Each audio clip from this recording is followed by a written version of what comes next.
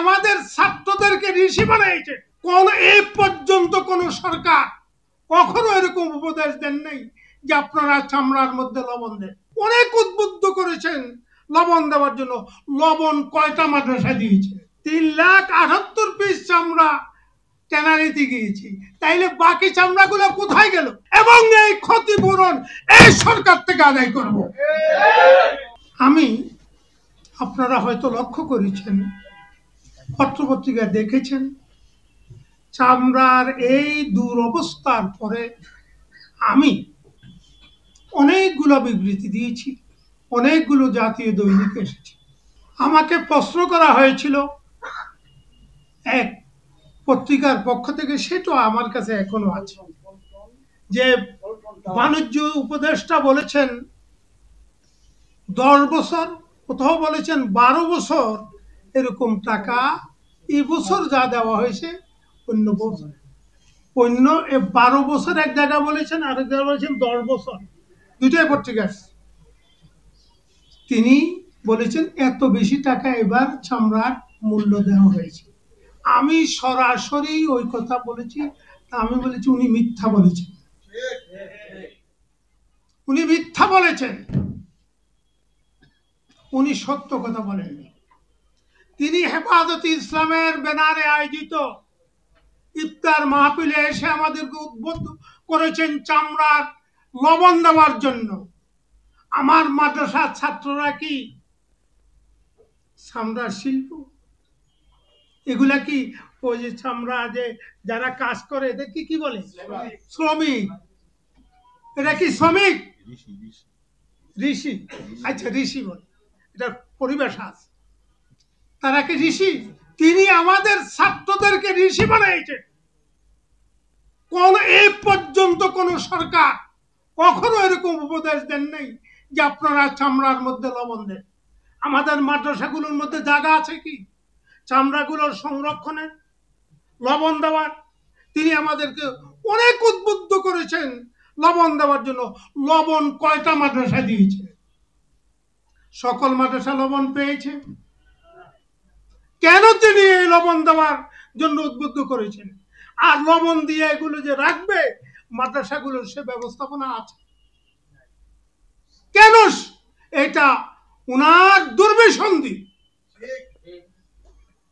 আমি শিল্প উপদেষ্টাকে, আরো 2 উপদেষ্টার সামনে, ওলামায়ে কেরাম ছিলেন, অনেক 8 জন ছিলেন একটা বৈঠকের মধ্যে। শিল্প উপদেষ্টাকে আমি জিজ্ঞাসা করলাম যে আপনার চামড়া নিয়ে এই বাহানাটা, এই তামাশাটা কেন করলেন? আপনিও তো এটার সাথে জড়িত আছেন। তিনি বলেন, হ্যাঁ, আমি ওই যে সাভারে হেমায়েতপুরে গিয়েছি, তাদের কিছু বর্জ্য নিষ্কাশনের ব্যবস্থাটা নেই, তো সেগুলো করতে হবে ইত্যাদি। আমি কই, হ্যাঁ, এই যে করতে যে হবে সেটা কি আপনি আগে জানতেন না? আর চামড়া নিয়ে এবারে এই তামাশাটা কেন করলেন?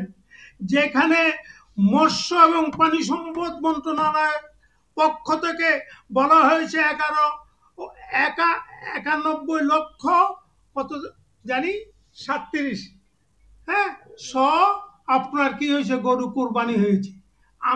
আমাদের কাছে তথ্য থেকে অনেক বেশি, তা ধরে নিলাম।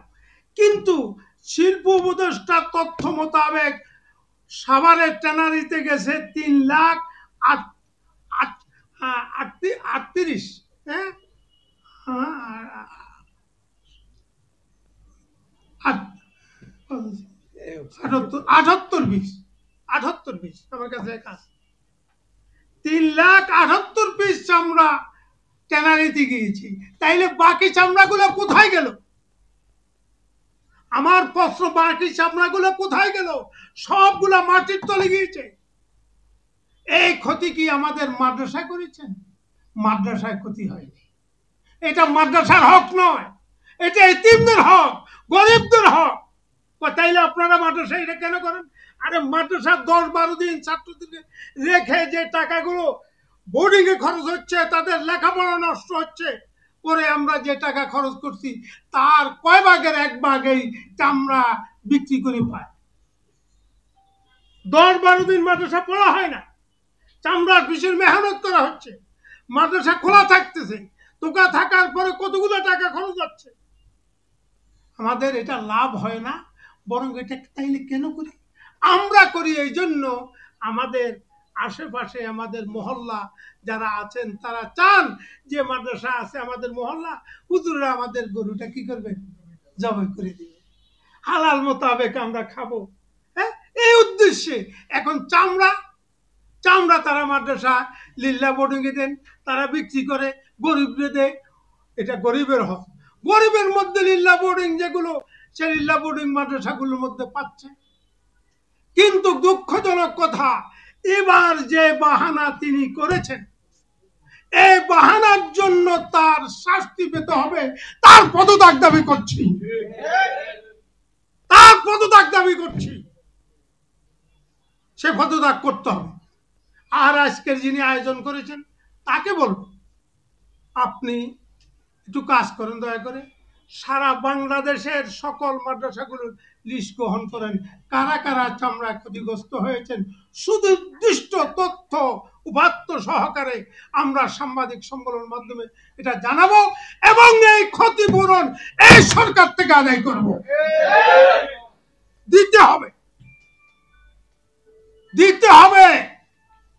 এই ক্ষতি আমরা ছাড়বো না। নম্বর কথা আমি বলতে চাই, সাভারের চামড়া শিল্পের মধ্যে যে বর্জ্য আপনার শোধনার জন্য যে ব্যবস্থাপনা নেই, এটা আদিলুর রহমান সাহেব আমার কাছে সরাসরি স্বীকার করেছেন। কিন্তু আদৌ এই পর্যন্ত একজন যে গেছেন, এরপর হয়তো উনি গেছেন, খোঁজ খবর নিচ্ছেন। অবিলম্বে বর্জ্য শোধনা করার জন্য ব্যবস্থা করতে হবে। আজকে আন্তর্জাতিক মানে আমাদের কোনো চামড়ার মূল্য পাই না কেন? বাস্তবতা হচ্ছে আপনার ভারতের মধ্যে 248টা এবং পাকিস্তানে 41টা, থাইল্যান্ডে 22টা তারা পেয়েছে। আমাদের ওই আন্তর্জাতিক মানের কিছু নেই দেখা আমরা সনদ পাই না। আমাদের চামড়া শিল্প ক্ষতিগ্রস্ত হচ্ছে, আমরা ক্ষতিগ্রস্ত হচ্ছি, আমাদের দেশ অর্থনৈতিকভাবে ক্ষতিগ্রস্ত হচ্ছে। তাই এই ক্ষতিগ্রস্ত যারা করছেন, এই জন্য আমাদের উপদেষ্টা সহকারে সরকারকে দায়ী দায়িত্ব নিতে হবে। পরিশেষে আমি বলতে চাই যে এই তালবাহানা যা করেছেন, এই তালবাহানার থেকে আপনারা সরকারিভাবে সুনির্দিষ্টভাবে আমাদেরকে জানাইতে হবে যে আপনারা কি কি করলেন এ পর্যন্ত সামনের জন্য। আপনি বলেছেন 10-12 বছরে এরকম টাকা পায় না, এরকম যা পেয়েছে। আমি এটা প্রমাণ দিয়েছি যে গত বছর থেকে এই বছর কম পেয়েছি। তাইলে আপনি মিথ্যা কথা বলেছেন, এই জন্য মিথ্যার জন্য আপনার অপসারণ দাবি করছি। আলহামদুলিল্লাহ।